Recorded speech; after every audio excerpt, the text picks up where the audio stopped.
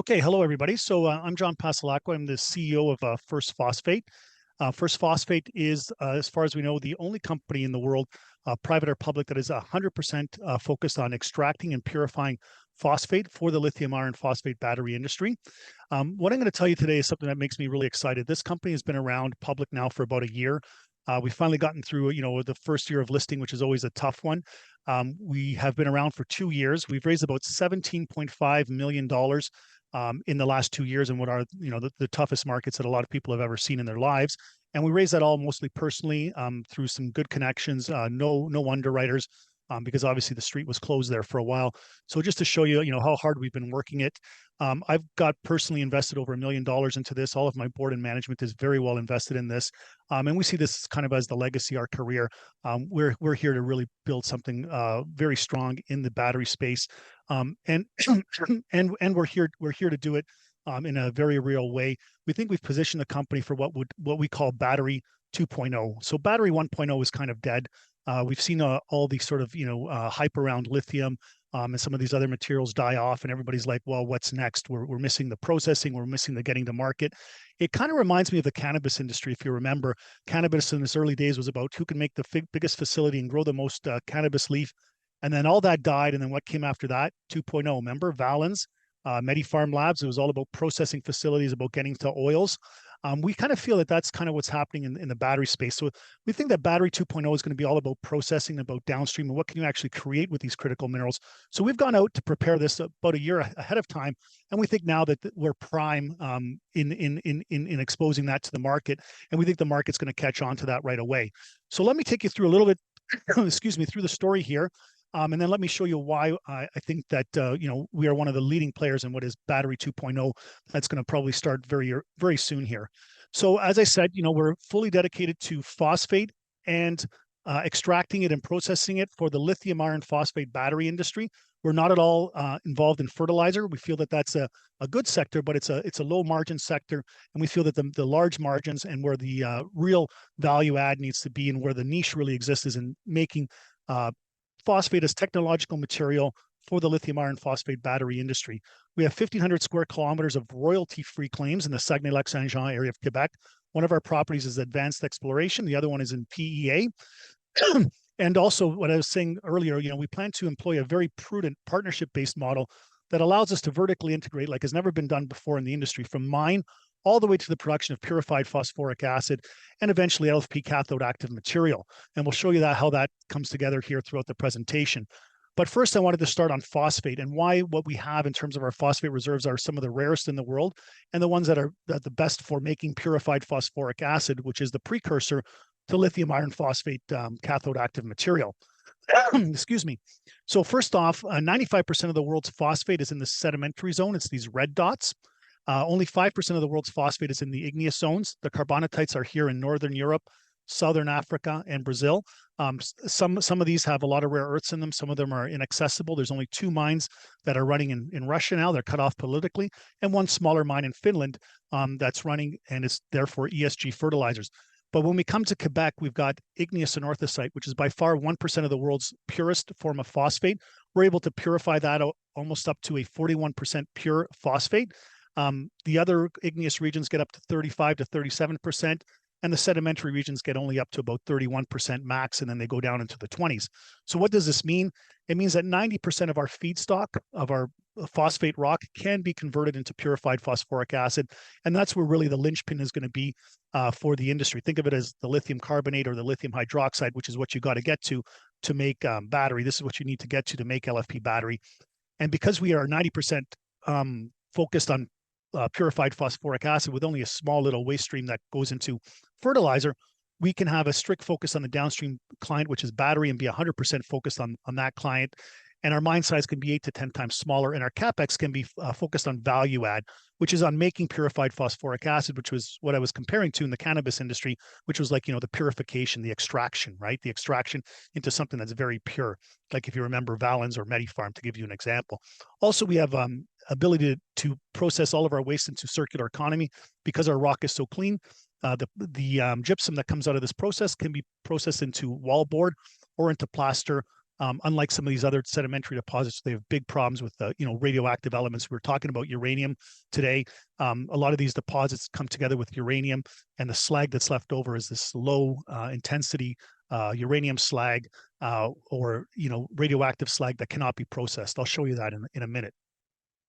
So we have the right region. We're in Quebec. We have the right rock, very pure, amongst the world's purest, and we have the ability to make a lot of technological material for LFP battery. LFP battery, well, what is it? It's a very new, not a new technology, but it's a new technology to North America, and it's now 66% of all battery output in China. So this is a very important trend that's coming to North America like a tsunami. Every single car maker in North America, Europe, and in Asia has now moved a part or all of its production to LFP cathode active material. Okay, so it's in nearly 50% of all Teslas. Elon Musk has said that this is definitely the battery of the future. That's seconded by the CEO of Ford, and the Nobel laureate in chemistry for lithium ion battery says, U.S., Canada, you got to get your act together, work together on establishing a lithium iron phosphate supply chain in North America. So very important. These are the models you can already find in North America. There's some Fords, Rivians, Teslas, and even Mercedes, but they're all made with batteries and LFP that comes from China. As you know, with the latest update to the Inflation Reduction Act, we have to get this home to North America and produced in North America to get the subsidies.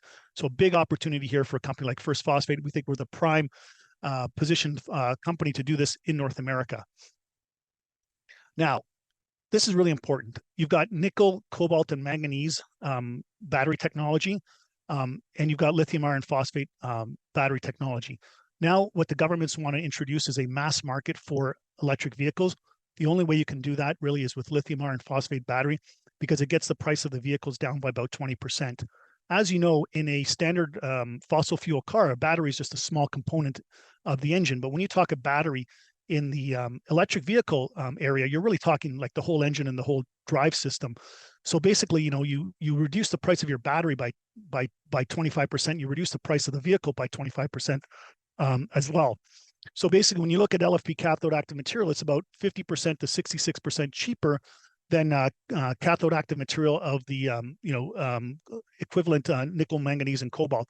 And sorry, I was saying, if the cam is 50% cheaper in the LFP, the battery and the car itself could be, at least 20 to 25% cheaper. So it's a really big advantage to move to LFP battery. And this is what's going to make the mass markets of the future. LFP battery, it's here to stay. It's coming at us like a tsunami. And again, it's because it's environmentally friendly and recyclable. It's the lowest cost battery on the market. They have less problems with fire and safety hazards, and they have an easier recharge and discharge function in that they don't have battery memory. So they're very good for short trips. They're very good for in the city. Certainly, they have a little less range. So the nickel, manganese, and cobalt are great for the longer distances if you're going from Toronto to Montreal. But if you're staying within your city, going to do groceries, whatever it might be, pick up the kids, you want a car under $40,000 to $50,000 US, you need to go with LFP battery. But LFP battery is also very important in commercial and public transportation. It represents almost 100% of all transportation in China.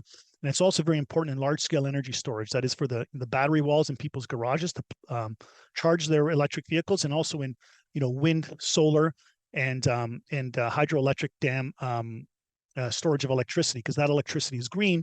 You can only get it when the elements are in your favor, so you have to save it. And only these batteries are known right now to be the leaders in saving that energy. We did a little work on the small vehicle segment in North America. That's only 7% of LFP usage. And already by 2030, we get to the need for 700,000 tons of LFP cathode active material. That's 350 gigawatt hours per annum. And that already is a revenue of $18 billion per annum. First Phosphate just wants to take a very small segment of that. And we've already have offtake for about 23 gigawatt hours of it that I'll be getting into. If you look at the LFP battery technology, it's very versatile. So what I showed you there was just this 7% small passenger cars, 11% is commercial vehicles, 11% is cell phone towers. When we convert from 4G to 5G, all the 5G towers in China are now on LFP. And then 60% is that energy storage market that I was talking about, whether it's the battery wall in your house, or whether it's a large-scale industrial wind, solar, or hydroelectric storage of energy. They were talking LFP battery would be 50% of battery chemistries by 2030, but already in the first 2 quarters of 2023, it was 66% of total battery output in China, and all that's coming over here. So if anyone's invested in the battery sector, I think it's really important to have some portion of investment in the LFP sector, not just in the nickel, cobalt, and manganese sector. So we've identified this as a very big market, but we know that it's got to come to North America because all the LFP is made in China right now. So what happens when we come to North America? Well, there's a serious shortage of phosphate in North America. There's only enough for agriculture. And even that type there comes from a sedimentary deposit, as I was saying. And that sedimentary deposit cannot make a lot of purified phosphoric acid because it doesn't have the purity. So what we need a new source of phosphate, one that can create a lot of purified phosphoric acid, which is what we find in the Saguenay-Lac-Saint-Jean area of Quebec, where we have our claims. That's why we bought out the whole district, and we'd like to see Saguenay-Lac-Saint-Jean become the LFP battery valley of North America, and we're quite certain that we're going to get there. We started to build a full supply chain to support this. This is what I was telling the guests earlier. It's not about a mine anymore. It's about 2.0. It's about downstream processing and being able to create a demand for your own product, being able to create a supply chain to get to the higher value add. So what we have is at the Port of Saguenay, which is 70 kilometers from our closest property, Bégin-La-Marche, we have a MOU in place for there's up to 3,000 acres of open land. It's the new battery valley of Quebec after Bécancour, because Bécancour is full. We can build all kinds of processing facilities there, and we can have our partners together with us as well at the Port of Saguenay. So we're working very hard with the Port of Saguenay right now to get our purified phosphoric acid plant going, which is going to be the second transformation. For that, we've got Prayon at the table. It's the world's largest producer of purified phosphoric acid. They're willing to provide us technology for the purified phosphoric acid plant, and they're also willing to take a portion of our offtake for their own plant in Belgium. We have Glencore, subsidiary Norfalco, ready to provide the sulfuric acid, which is needed together with the phosphate concentrate to make purified phosphoric acid. We have the Export-Import Bank of the United States that sees a strategic value in this critical mineral supply chain that's willing to fund our project. We have the CMAX, which is the group of all the municipalities in the Saguenay-Lac-Saint-Jean area that have given us major project status and support for the project. And we have Sun Chemical, which is one of the world's largest printing houses in the United States, $150 billion market cap on the Tokyo Stock Exchange, willing to open up their facilities to us to making the LFP CAM so that we can do so with minimal CapEx requirements and with minimal permitting requirements. We have 40,000 tons or 20 gigawatt hours of offtake from American Battery Factory, and we have 6,000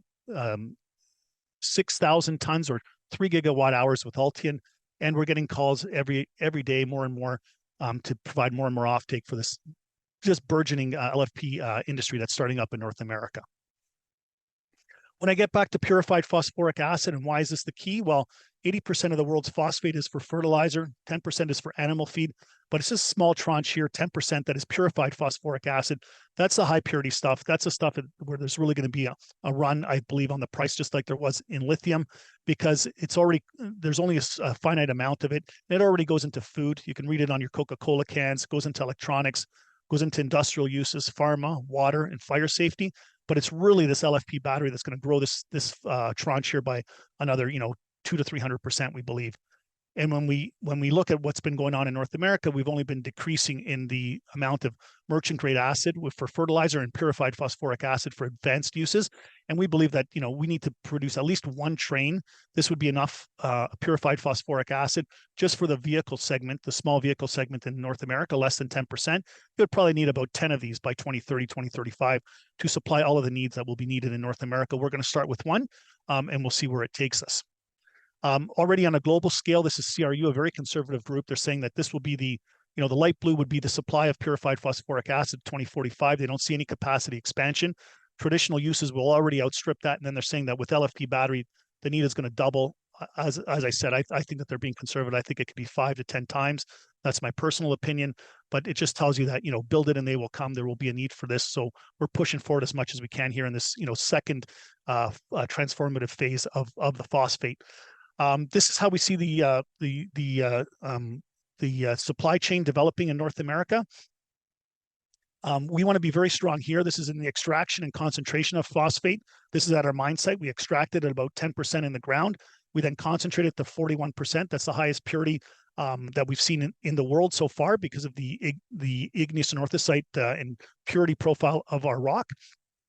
And then from there, it goes into making purified phosphoric acid. And 90% of this goes into purified phosphoric acid from phosphate concentrate. And then from there, you mix it with iron and with a source of lithium, and you make LFP cathode active material that then goes into battery cells and battery packs and eventually into vehicles or storage systems.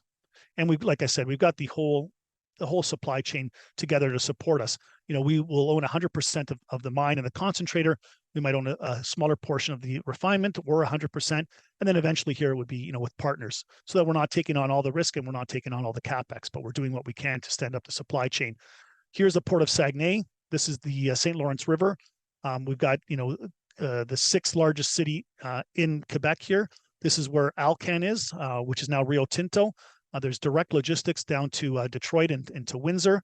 And our property here at Bégin-La-Marche, which we're in advanced exploration and ready to go into PEA 43101 and a feasibility study very, very soon, is only at 70 kilometers from the deep sea port of Saguenay, right in the non-snow belt, right on municipal and provincial road, very close to electricity and very close to towns that are really looking to be revitalized from their loss of the forestry industry. This is Bégin-La-Marche where we're drilling now. It's a 3-kilometer strike. This is very different if you looked at gold and lithium before. This is on surface. The phosphate is found between 0 and 300 meters. It goes on beyond that. But obviously, the best draw is to take it off the surface. It's almost like right at surface. And sometimes it goes down to 100 meters, 200, 300 max. 3-kilometer strike zone this way, 500 meters this way, and 3 really high-grade areas of phosphate. One here, the mountain zone is the highest grade. Northern zone is very high, and the southern zone is also medium, and it's got some very high-grade areas as well. We did 4,200 meters of drilling last year. We've done about 3,500 this year. We put out drill results, and we have another 20,000 meters to go. And then that should be able to get this to 43101 in PEA stage, which would be very comfortable in getting to sometime by Q3, Q4 of this year. And then it's go next year, hopefully into a feasibility study, as we've done lots of pre-fees on our other property, La Colorignal, which is just another 70 kilometers north of here. And it's got slightly lower grades, and that's why we're focusing here on Bégin-La-Marche. And it's also on municipal land, which is great. So we've done a lot in the company. I don't know if any of you are on our press list and receiving our press releases. Some people say we communicate too much. I just say, well, we have a lot to say. We're working very hard within a very tough market. We really want to see this project to completion. We want to see it through, and we think that we are going to get there. Right now, we're focusing on Bégin-La-Marche and getting to that feasibility study. We're sending out samples of PPA, purified phosphoric acid. We've been able to take phosphate rock in the lab, turn it into phosphate concentrate, take that and turn it into purified phosphoric acid among some of the cleanest that's ever been seen. And now we're sending out some of those samples, and we'll be making some iron phosphate, some lithium iron phosphate, and some LFP battery cells with that over the next few months with our network of suppliers. So basically completing the whole supply chain. Again, so just to complete here, lots of very important partners at the table. Takes us all the way from mine all the way to the production of LFP cathode active material and LFP battery.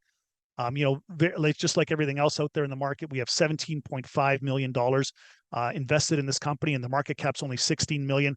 I don't think that that's any kind of a show on the company. It's just a show of where we are here in the markets, and this the inability of the market to really price these assets. But we are a debt-free company.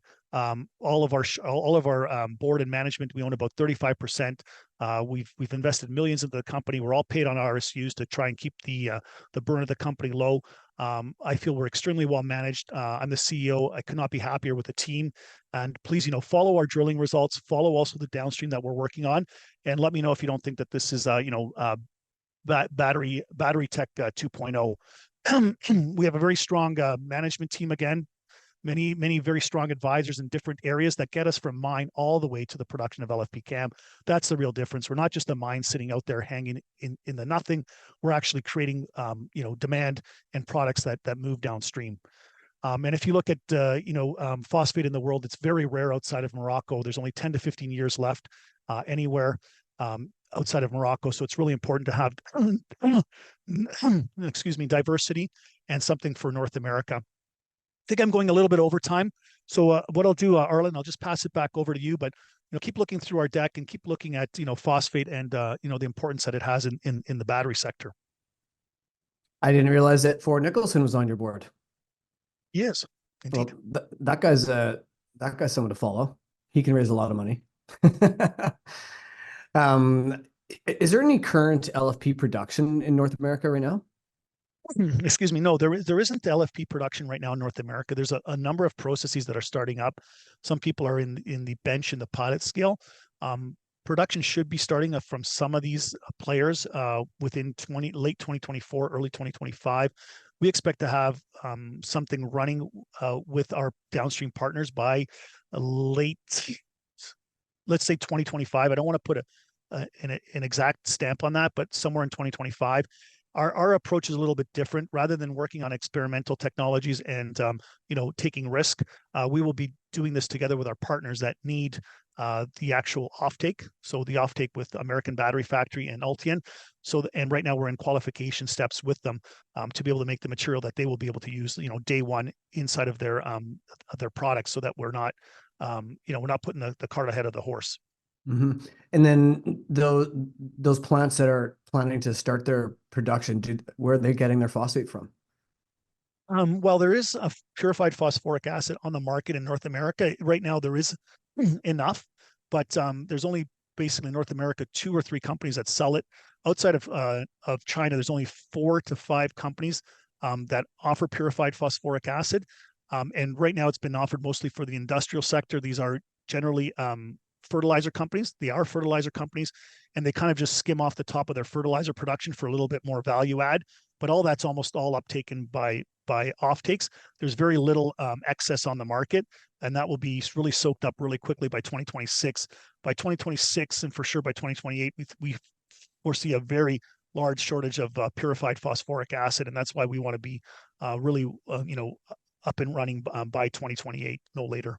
Mm-hmm. Now I've got a dumb question. All this infrastructure that's being put into like the lithium ion battery sector, like the charging stations, none of that needs to change for LFP. No, it doesn't. As a matter of fact, so let's start with the battery producers making nickel, cobalt, manganese batteries. Once you've built out a facility like that, yes, you can move over to another technology such as LFPs, or you can move a portion or one of your runs or all of your runs. There is some cost, but it's not that bad. But in terms of charging, you're charging a battery. It would depend on, I guess the charging mechanism, but the battery would be made to the charging mechanisms that are already out there is my assumption. Mm-hmm. Mm-hmm. I'd like to talk about your offtakes here, because that's kind of interesting. How much money can you generate from these offtake agreements? And what are your margins looking like, do you think? If you can disclose that. Look, obviously we can't really outside of an engineering study, but I can just give you some generic numbers. I mean, right now we have 40,000 tons of LFP CAM to start 2025 and to ramp up to 40,000 tons by 2028 with American Battery Factory. At 40,000 tons, that's somewhere between $500 million to $1 billion of revenue.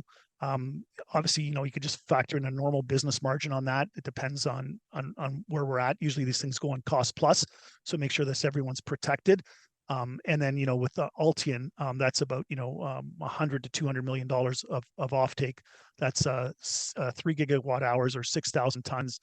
I mean, and there's just a pipeline of just, businesses that from all gamuts, whether from battery energy storage to small scale appliances to battery car manufacturers that need access to LFP CAM. It's going to be, it's like build it and they will come. There'll be no shortage of demand. So it's really about us getting our process up and running as soon as possible. Mm-hmm. Well, John, you're super passionate about that, and I love to see that. I can tell you're excited. But what keeps you up at night on this? What keeps me up on night? The only thing that keeps me up on night, it really is the markets, right? Like just the inability for anybody out there to have any belief anymore in anything that's battery oriented, and just the market having kind of the market goes through these really, it's almost like manic depressive, our markets. Like they go through these big periods of massive euphoria. They bid stocks up to, levels that they should never be. And then it goes to these levels of manic depression where everybody thinks that nothing's possible, nothing's ever going to get built. And I just, would just say to users out there, to your audience, like, let's try to get something a little bit more normal. Let's like not go crazy on speculation. And let's start looking at the companies out there that are going to make the difference. And like I said at the beginning of this presentation, I think battery 1.0 is dead. I think everybody like going after lithium claims all over the place. I think that is now like sort of cannabis 1.0. I think we're moving into battery 2.0, and I think it's all going to be about downstream processing, downstream offtakes, all of the things that First Phosphate has been planning out here. And I would just encourage you to look at the companies out there and just say, hey, what do you have in terms of battery 2.0? We know you got battery 1.0 and you've got lithium claims, and some of them are further ahead than the others, and they're at feasibility. But who's going to buy that stuff? Like there's one company out there, and I won't say the name, where they're producing spodumene in Quebec and it's being sent to China because there's no processing facilities in Quebec. I mean, it's absolutely ridiculous. Crazy. So, this is what we got to be doing here as a society. We got to be looking at building, the 2.0. But when you look at the 2.0, do you want to build a 2.0 on somebody's claims that are like, 5,000, 2,000 kilometers from the nearest train station? Or do you want to be looking at something like First Phosphate that's 70 kilometers from the Port of Saguenay? We're sitting already in the aluminum battery valley of North America. We got direct contact down to Detroit and Windsor. We've signaled all that in our press releases, all in our MOUs. I mean, you got to look for feasibility nowadays. Who can get into production and who can build a downstream? And we got to start putting a little bit more intellect into the projects downstream, and not just looking at claims all day long. Not that that's not important. We've got the claims, but we're developing the asset, but we're also developing the downstream. So I think that's where we need to be looking. Yeah. John, that was awesome. Great update, and certainly impressed with your partnerships that you've managed to build on. And yeah, I'll be looking at that a little closer. So thanks so much for filling in today. That was a great presentation. Yeah, keep looking. We just keep going here. Like, I mean, there's just such a future to build, and we want to be a part of it. Thank you very much, Arlen. Yeah. Okay. Have a great day, John. Cheers. Thank you. Bye-bye.